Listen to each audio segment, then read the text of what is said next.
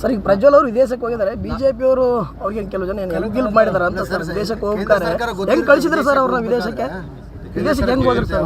ವಿದೇಶಕ್ಕೆ ಹೋಗ್ಬೇಕಾದ್ರೆ ಯಾರು ಪಾಸ್ಪೋರ್ಟ್ ಕೊಡೋರು ಯಾರು ಕೇಂದ್ರ ಸರ್ಕಾರದ ವೀಸಾ ಕೊಡೋರು ಯಾರು?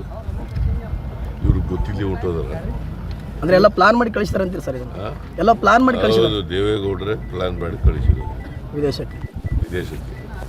ಇಲ್ಲ ಸರ್, ಈಗ SIT ತನಿಖೆ ನಡೀತಿದೆ ಸರ್, ಪಾರದರ್ಶಕವಾಗಿ ನಡೆಯುವ ಸಾಧ್ಯತೆ ಇದೆ ಸರ್. ಯಾಕಂದ್ರೆ ಬಹಳಷ್ಟು ಜನ ಸಂತ್ರಸ್ತರು ಅಧಿಕಾರಿಗಳಿದ್ದಾರೆ ಸರ್, ಅವರೆಲ್ಲ ಹೇಳಿಕೆ ಕೊಡ್ಬೋದಾ ಮಾಡ್ತೀವಿ?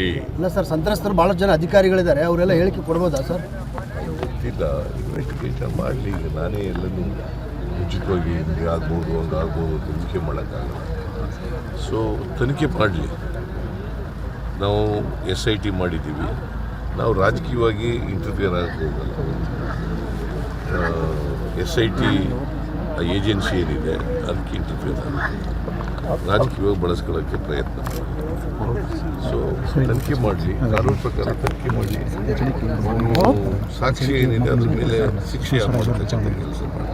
ಸ್ವಾದಿಷ್ಟತೆಯ ಸ್ವಾದ, ತಾಜಾತನದ ಆಹ್ಲಾದ, ಉತ್ತಮ ಆರೋಗ್ಯ ಮತ್ತು ಹೆಚ್ಚಿನ ರೋಗ ನಿರೋಧಕ ಶಕ್ತಿಯ ವೃದ್ಧಿಗೆ ಈಗ ನಿಮಗೆ ಸಿಗುತ್ತಿದೆ ಉತ್ತಮ ಗುಣಮಟ್ಟದ ಪೌಷ್ಟಿಕಾಂಶ Shri Vaidik millet health mix. ಇದು ಸಿರಿಧಾನ್ಯಗಳ ಸಂಪತ್ತು.